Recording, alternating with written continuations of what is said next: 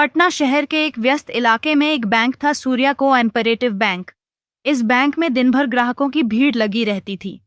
Bank का एक कर्मचारी था, राकेश सिंह, उम्र करीब 35 साल। अपनी नौकरी में ईमानदार लेकिन थोड़ा भावुक स्वभाव का आदमी। उसकी कमजोरी थी खूबसूरत बातें और मीठे बोल। राकेश अपनी रोज की दिनचर्या में उलझा हुआ था। उसे कभी किसी ने कोई धोखा नहीं दिया था, इसलिए वह धोखे की कल्पना भी नहीं कर सकता था। एक दिन बैंक में पूजा शर्मा नाम की एक महिला आई। उम्र करीब 28 साल, सांवला रंग, बड़ी बड़ी आंखें और तेज चालाक दिमाग। उसने राकेश से कहा, भैया, मुझे नया अकाउंट खुलवाना है। आपसे सुना है कि आप बड़े मददगार हैं। राकेश ने मुस्कुराकर फॉर्म दिया और कहा, कोई दिक्कत हो तो बता दीजिएगा। पूजा ने बड़े प्यार से कहा, आपका नंबर दे दीजिए, कभी कभी जानकारी लेनी पड़ती है। राकेश थोड़ा हिचकिचाया, मगर उसकी मीठी बातों में आकर अपना नंबर दे दिया। यहीं से कहानी ने मोड़ लेना शुरू कर दिया। दोस्ती की शुरुआत। अगले दिन पूजा ने राकेश को कॉल किया। भैया, मुझे फिक्स डिपॉजिट करवाना है, किस स्कीम में करवाऊं? राकेश ने बड़े दिल से समझाया और दोनों की बातें होती रहीं। कुछ ही दिन में दोनों में दोस्ती गहरी हो गई।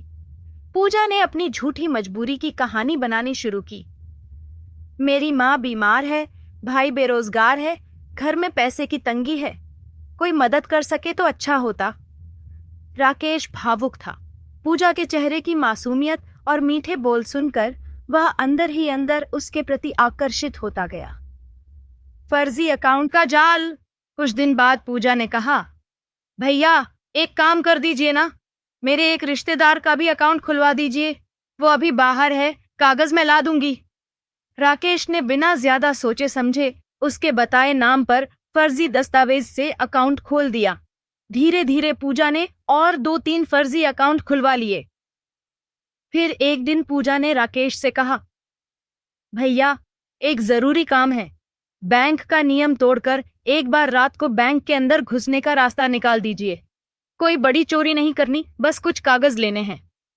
राकेश ने मना किया, लेकिन पूजा की मीठी बातों और झूठे आंसुओं ने उसका दिल पिघला दिया। लूट की साजिश। पूजा ने योजना बनाई।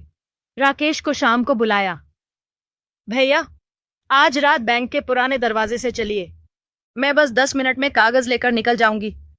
राकेश डरते हुए राजी हो गया। पूजा ने पहले ही अपने 3 साथियों को तैयार कर रखा था। रात के 11 बजे पूजा और राकेश बैंक के पिछले दरवाजे से अंदर घुसे। राकेश ने तिजोरी के कमरे की चाबी दी। पूजा ने तिजोरी खोलने का बहाना बनाया, जबकि बाहर खड़े 3 नकाबपोश अंदर आ गए। राकेश कुछ समझ पाता इससे पहले ही उन लोगों ने उसे बांध दिया और पूजा ने बैंक के लॉकर से करीब 15 लाख रुपए नकद और गहनों के पैकेट निकाल लिए। राकेश हक्का बक्का रह गया। उसने पूजा से कहा, तुमने मुझसे झूठ कहा। पूजा ने मुस्कुराकर कहा, भैया, दुनिया में बेवकूफ लोग ही लुटते हैं। मैं चाहती तो तुम्हें जान से मार सकती थी, लेकिन तू अच्छा आदमी है। बस बेवकूफ, अब चुपचाप पड़ा रहे और सुबह पुलिस से कह देना डकैत घुस आए थे। इतना कहकर पूजा और उसके साथी फरार हो गए। सुबह का खुलासा। सुबह बैंक खुला। सफाई कर्मचारी ने देखा कि राकेश तिजोरी के पास बंधा पड़ा है। तुरंत पुलिस को बुलाया गया। राकेश ने पहले वही कहा जो पूजा ने सिखाया था, लेकिन सीसीटीवी फुटेज में राकेश और पूजा के बैंक में घुसने का दृश्य कैद था। पुलिस ने पूछताछ की तो राकेश टूट गया। उसने पूरी सच्चाई बता दी। पूजा की तलाश। पुलिस ने जांच शुरू की। पूजा के फर्जी नाम, पते और दस्तावेज मिले। मोबाइल नंबर भी फर्जी सिम पर निकला। पुलिस को पता चला कि पूजा का असली नाम रेणु कुमारी है और वह पहले भी 2 राज्यों में बैंक फ्रॉड कर चुकी है। रेणु उर्फ पूजा एक शातिर ठग थी, जो बैंक कर्मियों को अपने जाल में फंसाकर लूट करती थी। पुलिस ने उसके फोटो अखबार और सोशल मीडिया पर जारी कर दिए। अंजाम। 3 दिन बाद रेणु को झारखंड के एक होटल से पकड़ा गया। उसके पास से 14 लाख रुपए नकद कुछ गहने और फर्जी दस्तावेज बरामद हुए। पूछताछ में उसने कबूल किया कि वह अब तक 5 बैंकों में ऐसे ही लूट कर चुकी है और हर बार किसी न किसी कर्मचारी को अपने प्रेम जाल में फंसाती थी। राकेश को भी पुलिस ने लापरवाही और नियम तोड़ने के आरोप में सस्पेंड कर दिया। सीख: इस घटना ने पूरे शहर में सनसनी फैला दी। बैंक कर्मियों को सख्त हिदायत दी गई कि किसी ग्राहक से व्यक्तिगत रिश्ता न रखें और बिना दस्तावेज जांचे कोई खाता न खोलें।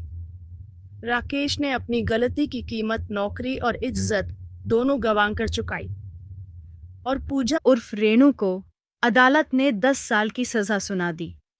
निष्कर्ष: लोगों को मीठे बोल और झूठे प्यार के जाल में फंसाकर धोखा देने वाले आज भी समाज में मौजूद हैं।